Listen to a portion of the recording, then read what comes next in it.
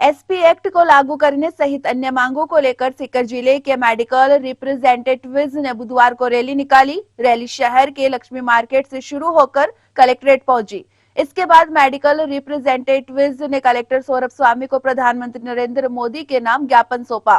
Rajasthan medical and sales representatives union के अनिल शर्मा ने बताया कि पहले जो हमारे 48 कानून लागू थे उन्हें मोदी सरकार ने खत्म करके फॉरकॉड बिल में समायोजित किया है। हमारा एक एसपी एक्ट कानून भी था जिसमें सेल्स प्रमोशन कर्मचारियों को अवकाश, पीएफ सहित तमाम अधिकार मिले हुए थे। फॉरकॉड बिल में एसपी एक्ट के स्टेटस के बारे में ना तो सरकार ने मना किया है और ना ही उसमें समायोजित किया है। ऐसे में हमारी सरकार से मांग है कि एसपी एक्ट कानून को पहले की तरह ही रखा जाए। अनिल शर्मा ने कहा कि आज जीवन रक्षक दवाइयां इतनी महंगी हो चुकी है कि मजदूर वर्ग उन्हें खरीद नहीं सकता।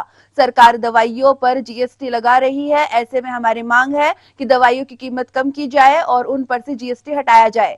इन सभी बातों को लेकर आज जिला कलेक्टर को प्रधानमंत्री नरेंद्र मोदी के नाम ज्ञापन दिया गया है। यदि हमारी मांगे नहीं मानी जाती तो जनवरी या फरवरी में संसद का घेराव करेंगे। दिसंबर को अखिल भारतीय जो संगठन है हमारा fMRI federation medical representative of India के आह्वान पे जो एक दिवसीय ऑल इंडिया हड़ताल रखी गई है, उसमें मजदूर विरोधी कानून को लेकर के ये एक दिवसीय हड़ताल है, जिसके अंदर हमारे 48 कानून जो लागू थे उनको मोदी सरकार ने ख़त्म करके फॉरकॉड बिल के अंदर उसको समायोजित किया गया, जिसके अंदर हमारा एक एसपी एक्ट कानून बना हुआ है 1976 बना हुआ, जिसके अंदर सेल्स प्रमोशन एम्प्लॉय को तमाम अधिकार मिले हुए थे। उसमें चाहे छुट्टी को लेकर के हो, चाहे पीएफ को लेकर के हो, चाहे ग्रेजुएटी को लेकर के हो, सारे अधिकार उसके अंदर मिले गए हैं।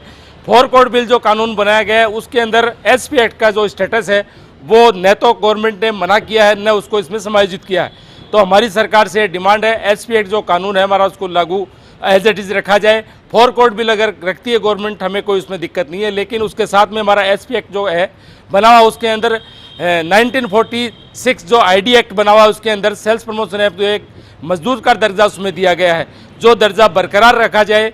उसको सारी इन डिमांड्स को लेकर के हमारी आज एक दिवसीय हड़ताल है। उसके साथ में जो आमजन के लिए दवा आज ये जो जीवन रक्षक दवाइयाँ हैं वो महंगी होती जा रही है।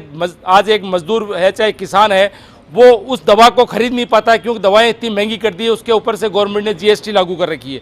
तो हमारी सरकार से एक मजदूर हित के अंदर ये भी डिमांड है कि उन दवाओं के दाम कम करे जाएं और उसके अंदर जीएसटी है वो ख़त्म करी जाए।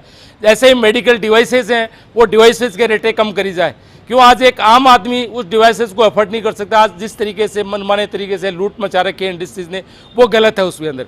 क्यों हम चाहते हैं कि जो दवा है वो आम आदमी के तहत ईजिली सुलभ हो। जो जीवन रक्षक दवाइयाँ हैं जिसके अंदर लाइफ टाइम की उसके अंदर बीमारी उसको लग गई, डायबिटिक हो चाहे कार्डियक हो चाहे इस तरह की दवाएं, वो जिंदगी भर दवाई खाएगा।